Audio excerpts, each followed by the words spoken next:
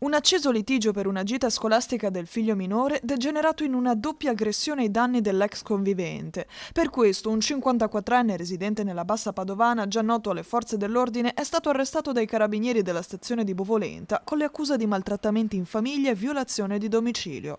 Fondamentale è la richiesta d'aiuto lanciata dalla donna al 112.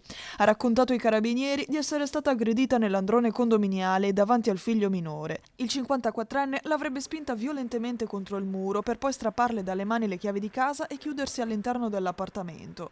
Dopo alcuni minuti, di fronte alle richieste insistenti della vittima, avrebbe consentito alla donna e al bambino di rientrare in casa per poi aggredirla nuovamente. Dopo la chiamata della vittima al 112, la pattuglia dei carabinieri è arrivata subito sul posto. I militari hanno raccolto la testimonianza della donna e identificato l'uomo che, secondo quanto riferito, ha mantenuto un atteggiamento aggressivo e non collaborativo anche durante l'intervento.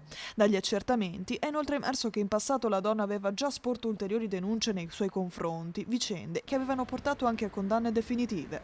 L'uomo è stato quindi dichiarato in arresto e trasferito nella propria abitazione agli arresti domiciliari come disposto dalla Procura della Repubblica di Padova.